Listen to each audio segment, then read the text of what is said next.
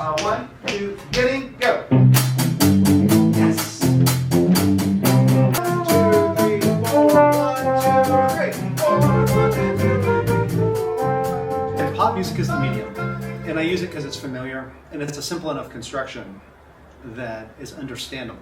I could use, Stravinsky, but it's like a level of sophistication and so far departed from their knowledge. But the thing is, like the G or the E flat or whatever note they're playing, it's the same G that Stravinsky used, right?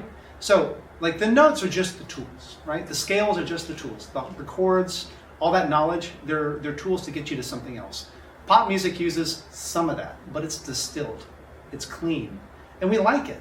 Frankly, like the audience likes it. It's more fun and it's more satisfying to finish it. Because I finally figured out this pop song, and we get to play this pop song that I love, or my parents love, or my friends love, that I know is going to get like a wow factor from the audience, and like that's satisfying.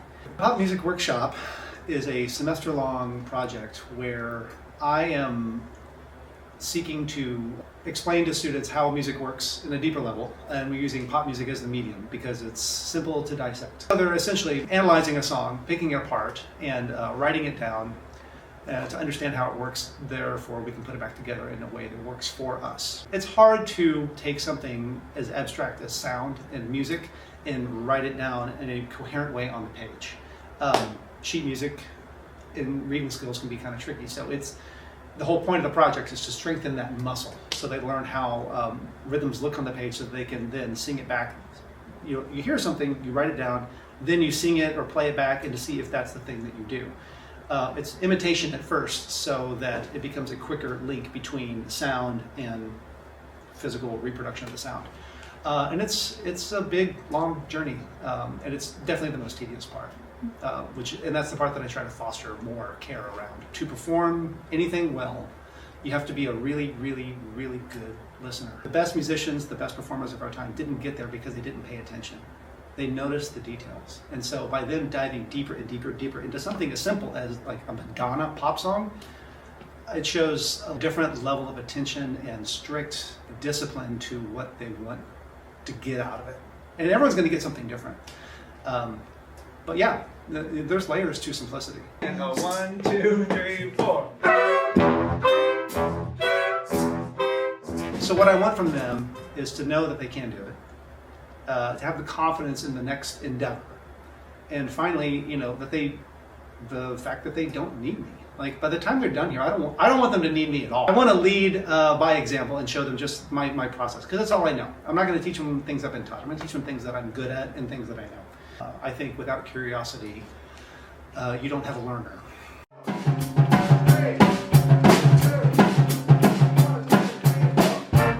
Yeah, they've grown quite a bit, and really, this project, but the band in itself is a very different band than especially incoming freshmen are used to, because we're used to maybe being in a concert band setting where they're one of 5 trombones in a section, or trumpets or whatever it is, and now it's just them. Like their part depends entirely upon them, so it requires a lot of confidence and ability to accept failure. Then as an ensemble, it's important for them as quickly as possible to get off the page and understand that there's music here that they're reading, but it's relating to something that's going on here.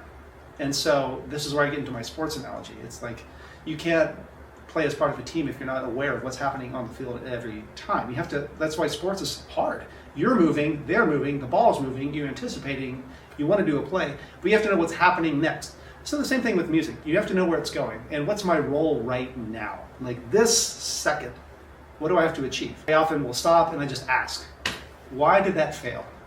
Or like, why was that successful? What do you think? And it's nice when we stop and they go, oh, yeah, like you can see when a good rehearsal happens, they just go, oh, that rocked. Like that was really good. We had a great guitar solo today, and they were just like, that was awesome.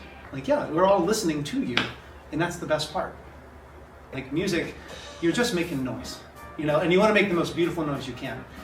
So it's fun to see them finally get through the other side as an ensemble of messing up, like a lot, and then understanding that it's okay, and then feeling safe within this environment, that no one's going to make fun of them or insult them, and that making mistakes is not the end of the day. It's just a part of the process. It came together with my guitar player 2 years ago, he kept playing the Buddy Holly guitar solo over and over in breaks. And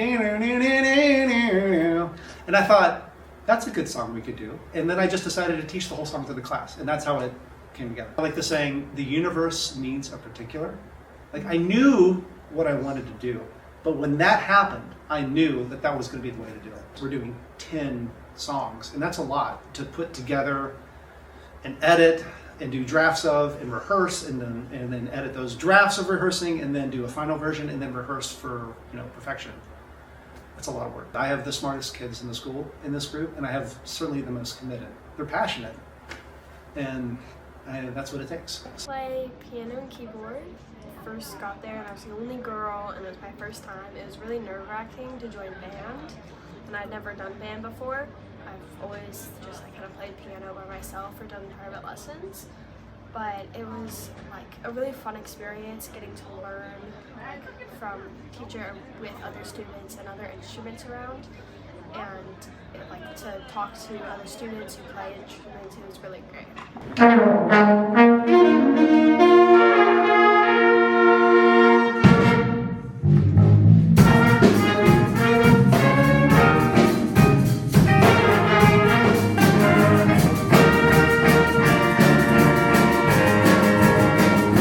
A gift for you. We have a card that I'm not going to give to you because we haven't all signed it yet, but I'll get that to you soon.